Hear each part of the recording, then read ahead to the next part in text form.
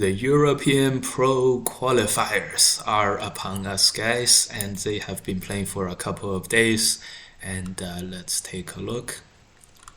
This is the latest, February 10th to 16, 2025. Oh, Lanka Cup European Pro Qualification in Vienna. And here are the list of the players. By the way, to check this out, the Euro Go Fed is the equivalent to the USGo.org. It's for all the European events, players, ratings, and so on. Anyways, we have 12 players, 6 dans and 7 dans. There are very few 7 dans in Europe, guys. So these are super strong, top-notch players. I have seen many of them online. I have played with many of them. February 10th through 16th, place Vienna at the Vienna Go Club. It is right here. I believe Vienna is in Switzerland. I hope it's not Vienna, Austria. Yes, this is... Oh no, it is Vienna, Austria. This is where the tournament is. Right here. Very good location. Very good location. And okay. Very nice. You can check out the venue. There's a EGF Go channel there and everything. This tournament is sponsored by Lanke Quzhou. Oh my God! It's sponsored by the Lanke Cup. Is a world championship Go tournament with all the top pros, hundreds of thousands of dollars of prize money. So I'm glad to see the same company sponsoring this, and I hope we could get them to sponsor the North American Pro Qualifiers too in the future at some point. So I guess they would have a lot of prize money in this, supported by the EGF, the EGD. Okay, with that said, they have played up to round 9, and here are the brief look at the results. No one is undefeated, and we're very happy to see that no one no one has 0 wins. In fact, each player has at least 2 wins. So it was a very successful tournament in that respect. We're gonna take a look at the round 9 later.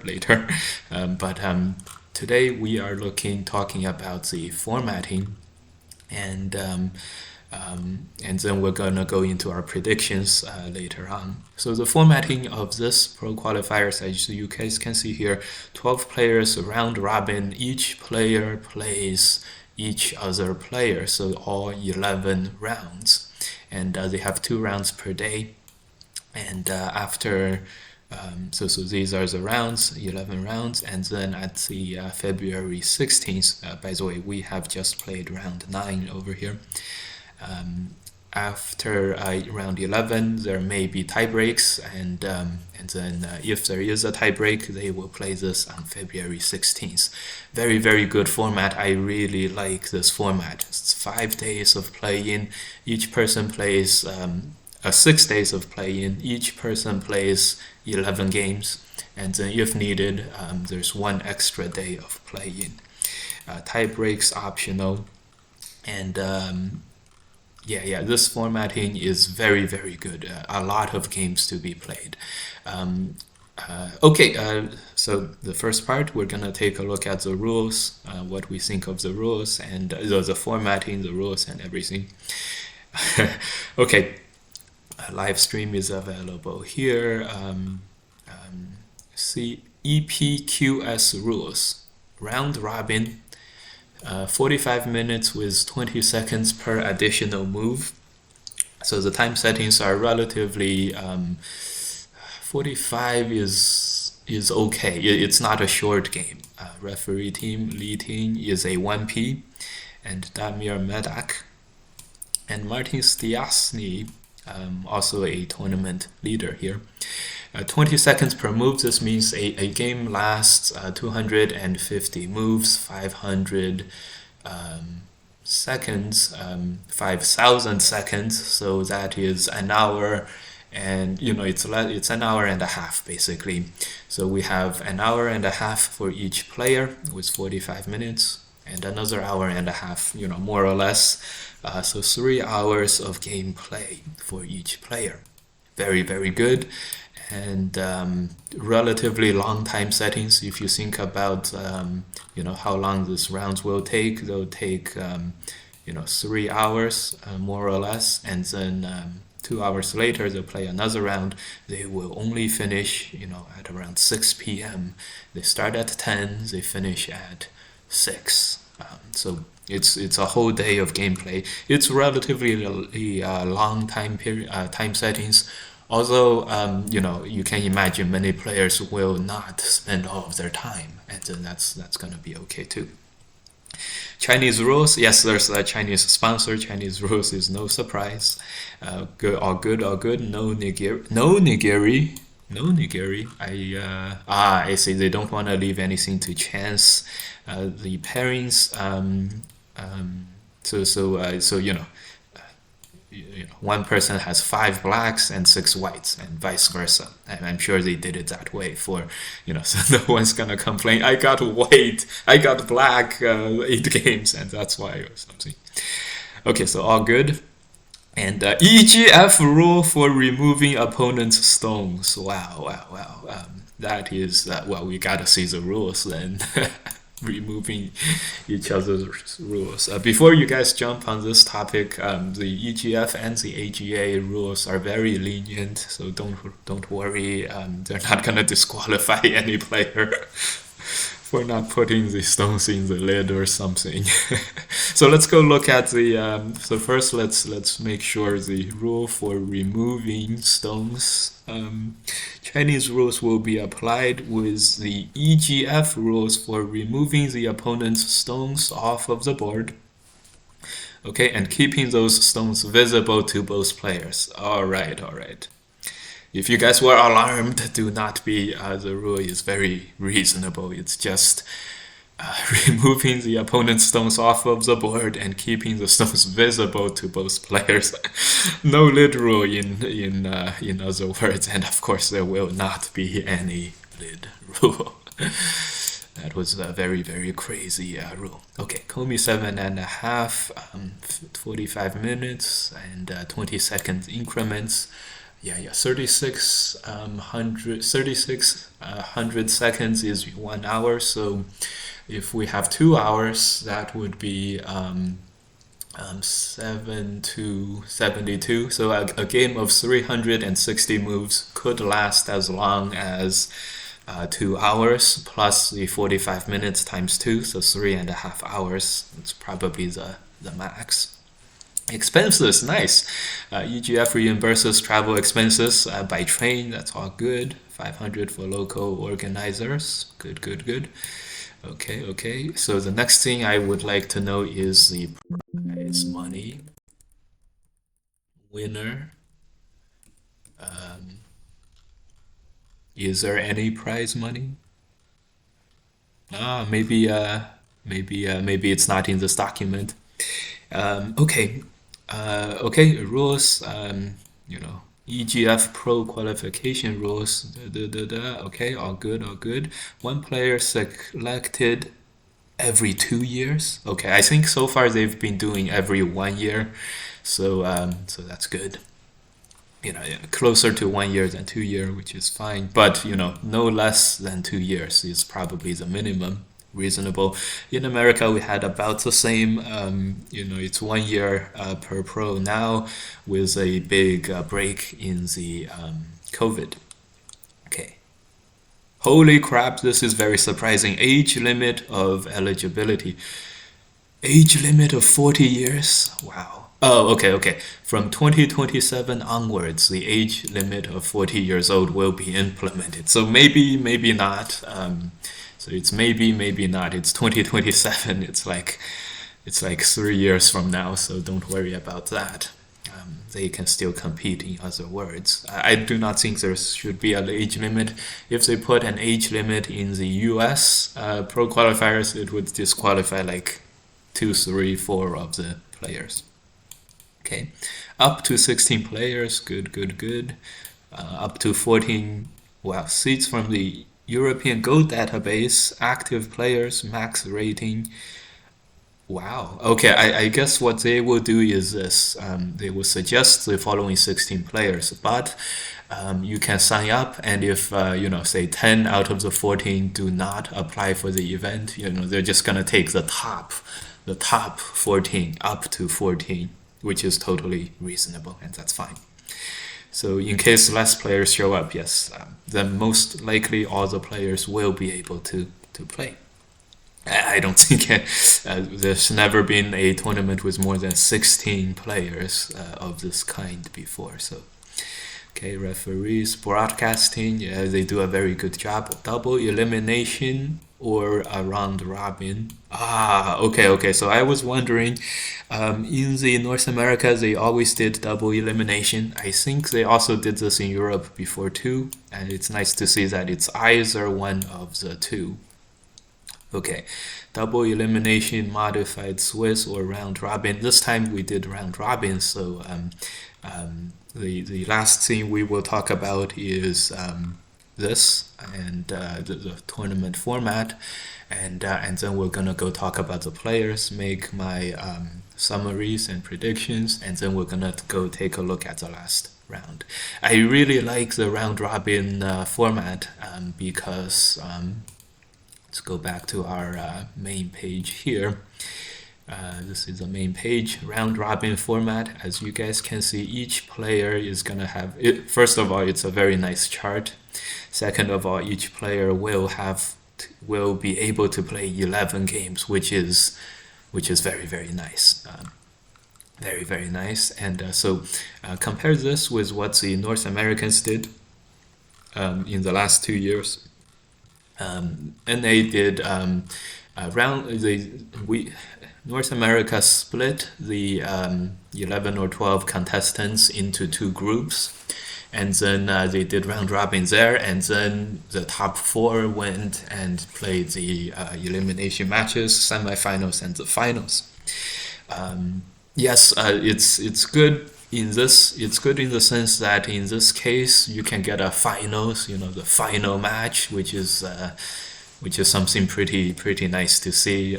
However, if you just get one match, it's one game. The EGF, they have 6 games in the final few rounds, and here we only have 2 games or 1 game at the final rounds. So it's a little bit. It's much less games being played, so I don't know why Johan Missingham is here. Anyways, so this was 2 years ago. This is the one and a half years ago. This is the one I played in. This is me right here. Yeah, you guys can see, 2 of our players would not be able to play with the 40 years old of age restriction. Anyways, so here's what happened in Group A, here's Group B, and then the semifinals were here, 2 and 2, 2 games and 2 games, so 4 games in the semifinals, and the finals also 2 games. So I was lucky in this tournament in the sense that I got to play, I got a bigger group. We had 11. I got a bigger group.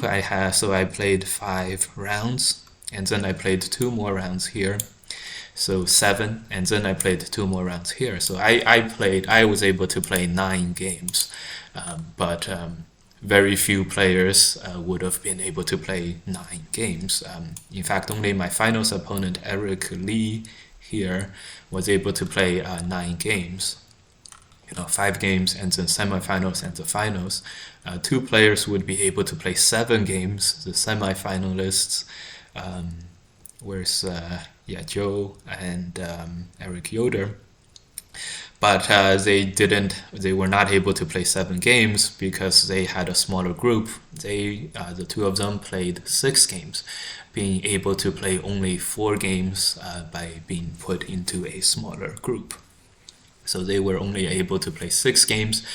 The rest of the players played 5 games or 4 games. So you travel, you fly usually, and then you spend 5-6 days at the pro qualifiers. And if you only get to play 4 games for 3 of these players at this group, and for 4 of these players only 5 games, it's not that much.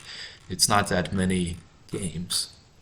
So I would have liked, you presumably you enjoy playing these games. That's why you go to the pro qualifiers. You're one of the stronger players. You also have a chance to become a professional. So it would be really good to play more than 4 games there. And this is what happened in our 2024 pro qualifiers. This time we had 12 players, the same number as the EGF. This time, so there's 12 players, and 8 out of the 12 would play the 5 group matches, and then they would, and then that's it. In this one, there was actually a 3-way tie for one of the divisions, and the tie breaks was set to be a fast game, 2 fast games, and then actually the tie breaks, because 2 would advance, they would they did a draw, and then 2 of the players played for the final spot. So 1 player drew into the semifinals, and 1 player played into the semifinals.